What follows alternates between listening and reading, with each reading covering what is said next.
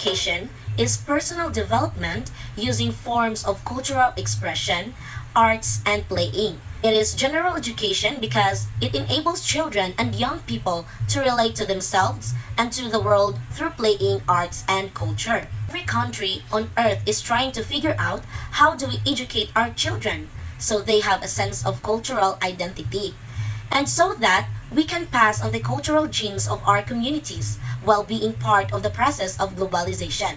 Why is cultural education important? Cultural education important because students who learn about different cultures during their education feel more comfortable and safe with these differences later in life. In public education, the current system was designated conceived system for different age, and it was conceived an intellectual culture of the enlightened. And the economic circumstance open industrial revolution in the middle of 19th century. There is no system of public education, not sure if they don't have money to pay for the taxation and have compulsory to everyone and for the point of delivery, because this is the revolution of idea and the people said it's not possible. Public education means that a population that is better educated has less unemployment, reduced dependence on public assistance programs, and greater tax revenue. The modern epidemic. It's similar to an outbreak. An epidemic is defined by being contained in a small population, but the number of cases is larger than normally expected. Children with ADHD may have trouble paying attention, controlling impulsive behavior, or may act without thinking about the result will be, or be overly active. With ADHD, however, it's really all about the frequency and the severity and the extent to which such behavior interfere with home, school, and social life. So sometimes people think ADHD is overdiagnosed because diagnoses have been increased over time. They say ADHD is caused by parenting. All the child needs is good discipline, which is a myth. That's why if you notice a lot of children experiencing violence due to their reaction, but they never been heard and understood. So it's a myth. ADHD is not caused by bad parenting, but parenting techniques can often improve some symptoms and make other worse. That's the fact of ADHD. Next, fictitious epidemic. Generation today where kids are exposed and medicated by modern technologies, they're surrounded with information which has caused them to be distracted in schools. They consider listening to teachers' discussion a boring one and think that it would not benefit them. Why? Because all of their attention was all in gadgets. They are highly influenced with the modern technologies, which they have felt fun and enjoyable, and it would really affect their performance in school. Some would say that these kids are having ADHD or attention deficit hyperactivity disorder, wherein it is a condition that affects people's behavior. People with ADHD can seem restless and has trouble in concentrating. Well, I believe that there's a lot of reason aside from that.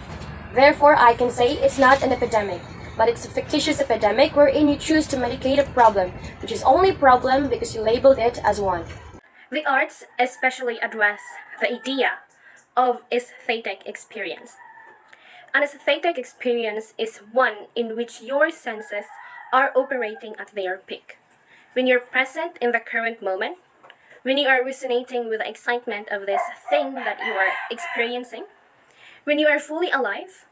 And according to Ken Robinson, the fact is that given the challenges we face, education doesn't need to be reformed. It needs to be transformed.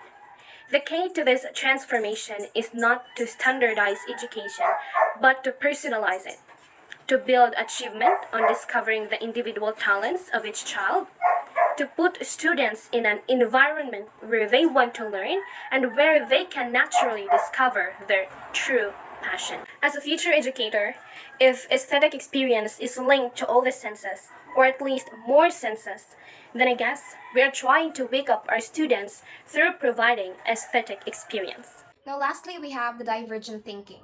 Now let us first break down the term divergent. Now divergent can be defined as to develop in different directions.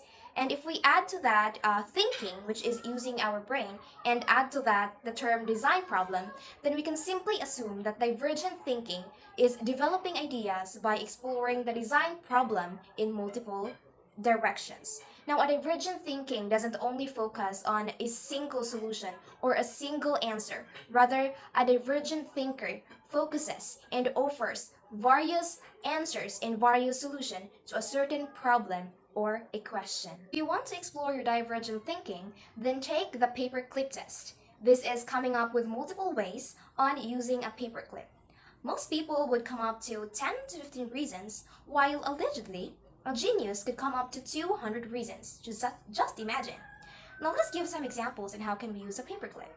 Now we could use paperclip as is, as a paperclip, a bookmark, a hair clip, and it could also be used as cleaning our fingernails. So those are just some of the reasons on how to use a paperclip. Now these questions, if answered by a divergent thinker, would lead to so many solutions and so many answers.